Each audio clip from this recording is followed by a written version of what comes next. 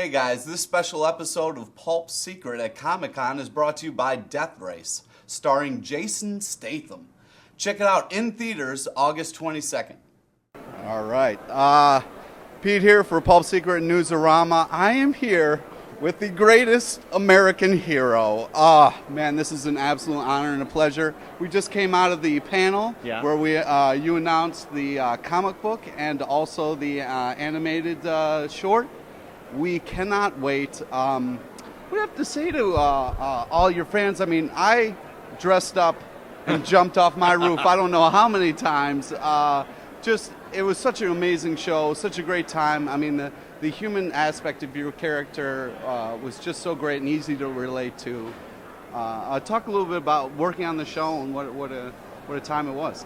The best thing about that show was working with Connie Sellecca and Bob Culp, because I think when I revisit the shows now, it's even better. You realize, standing outside of it and looking back at it, that the casting of those three characters, the charisma was magic. You know, it came through. It definitely came through. Yeah. And it's funny. I'm seeing them for the first time in 25 years today, all three of us together. Wow. And I'm having such a wonderful time. Connie and I haven't stopped laughing.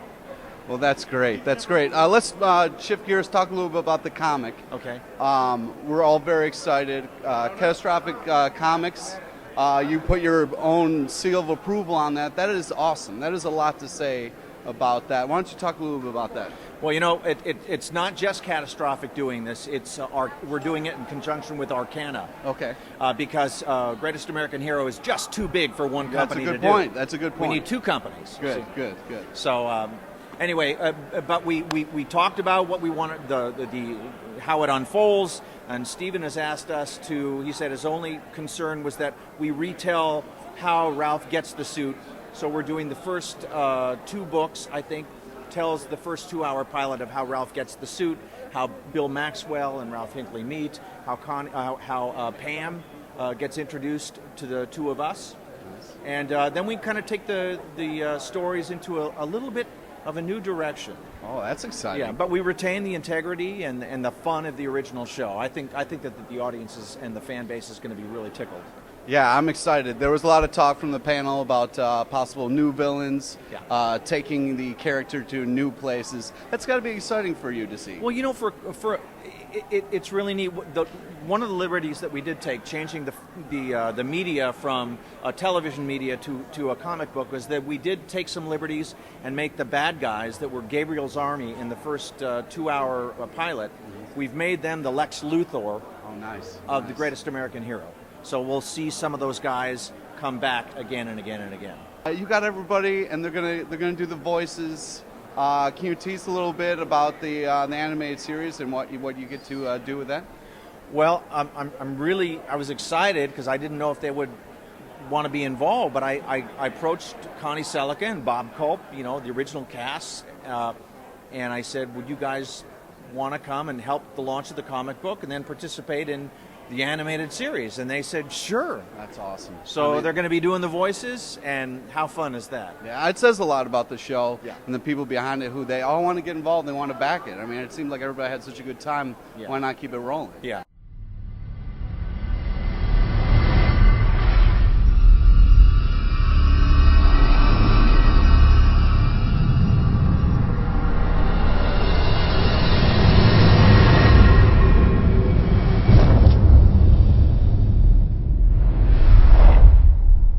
Hey everybody, we're back at San Diego Comic-Con talking to Joe Hill from the book Locke Key. So, this book has gone from a new book to a very popular book. Yeah, it's exciting. You know, when we first talked about doing the series, we knew it would be 6 issues alone, and then that there would be some more.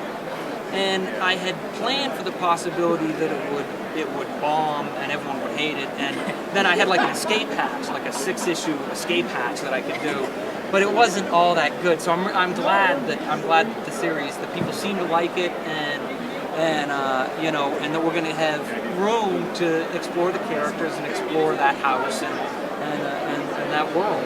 It's exciting. The way it seems like it's such a tip of the iceberg series where you're slowly seeing things come out, and that's so kind of rare in comics to not give it all away in the first issue. Is that a conscious? I think it's important to take your time to get to know the characters. You know, it's a thriller. It's a scary comic, and things aren't scary if you don't care about the characters.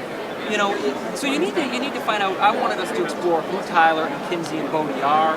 I wanted to explore who Sam Lesser is. You know, because if you don't hear anything about his past or what he's been through, you know, he's just a sort of generic serial killer or bad guy. So I wanted to explore him in a more full kind of way, and so if things develop slowly, that's why. And it seems like it's worked. I guess it could have backfired and everyone could have been bored. But it seems like most of people are willing to see where the story goes and where those characters are headed. Well, I think one of the things corollary to that is that each issue focuses on a different character, so it feels very much like you're doing a story, but you also have single issues. Was that something that came into play by putting it very specifically in the comic? In a 22-page comic, you really have space to explore a character, one character, as opposed to, you know, to all the characters at once. But with something like a title like the X-Men that's been around for 200 issues, you can have a rotating viewpoint where you spend 2 pages with Wolverine and 2 pages with Colossus, because we already know who those people are. But we're just discovering the characters in Locke Key, and so, you know, yeah, it felt natural to give each character their moment in the spotlight and explore. However, the last couple issues sort of slammed them all together. Yeah, gotcha.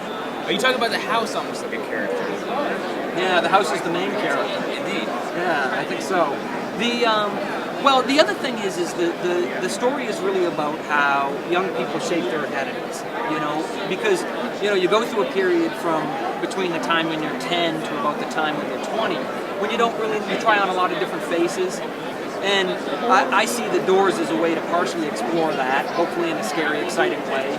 But you know, one thing which I also think we'll see is I want to get into more of the keys. You know, we've really, in the first 6 issues, we really only wind up getting 3 of the keys, and there's a lot more to explore. So, and I'm going to accelerate things a little bit as well. In the next 6-issue arc, I think we get another 3 or 4 keys before it's done. I don't really know how it ends, though. I mean, I think I love Brian Vaughan. Brian Vaughan is, I think, the best writer of his generation. In any field, he's just amazing, you know. And he talks about knowing how why was going to end before he even wrote issue 1.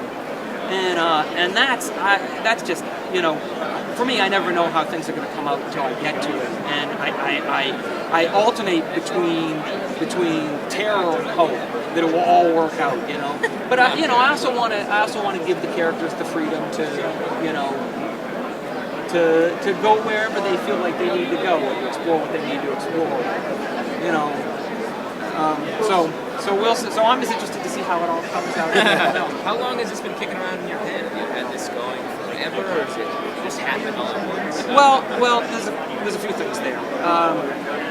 One is, you know, when I was selling my first book of stories, I couldn't sell it in America. I wound up selling it to a small press in England.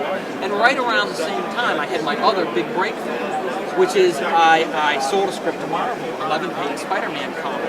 And actually, the Spider-Man comic and my first book of stories came out at the same time. And my kids could care about the book. I did Spider-Man, so it was cool. You know, and I'm a long-time comics fan, and had always wanted to work in the form. And after I had a taste of Spider-Man, I was hungry for more. So I created some pitches and sent them out, and they were solidly rejected by everyone who looked at them. But one of them wouldn't go away. One of them was Locke Key.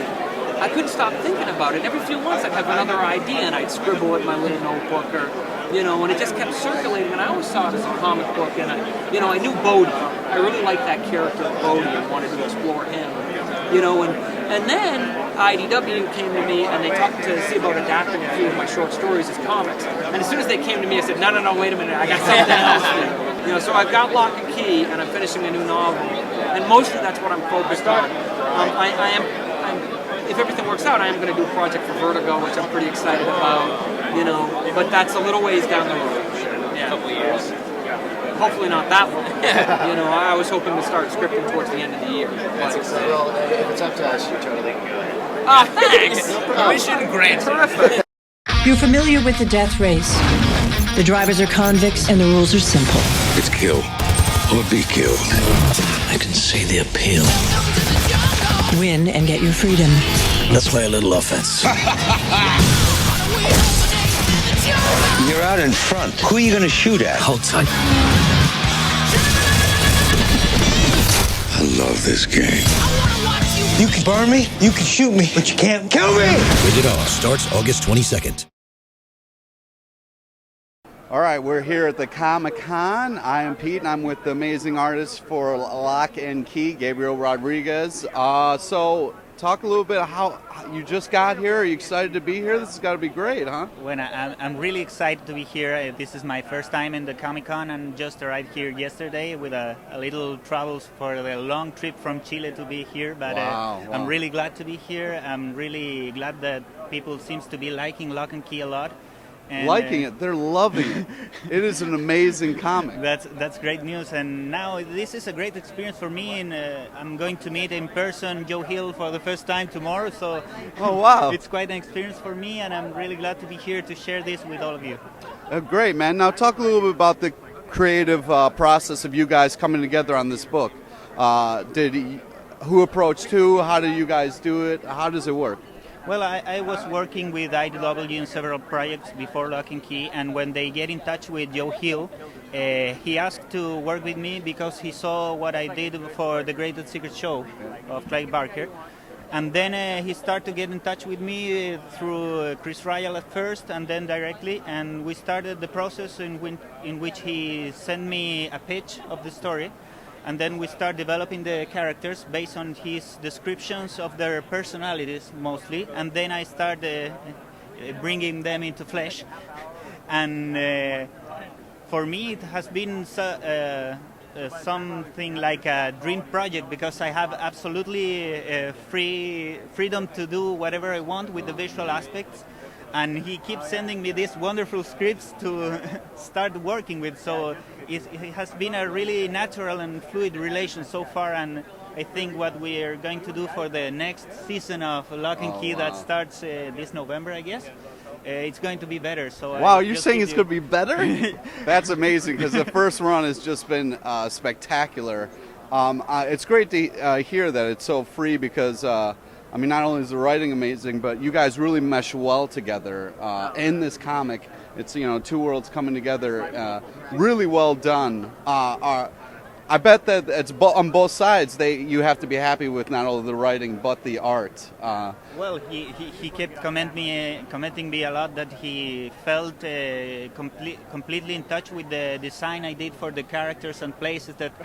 I remember when he sent me the third script, I guess, that he told me, well, I can't imagine the characters in other way that you wrote. So that it's been a really fluid process, and I'm very happy with it. Joe's very happy with it, and we're both with a lot of energy to keep going into more doors in this Locke and Key story. So it's been a great project. If you asked me a few years ago what was the kind of project that I would like to be working in, is this. Oh, wow. So it's been a match made in the cosmos. Oh, well, great, man. We can't wait. We're really excited. Thanks for taking a moment and talking with us. We can't wait for the next comics. Anything you need. Oh, I appreciate that. Hey, I'm William Katt, and you're watching Pulp Secret.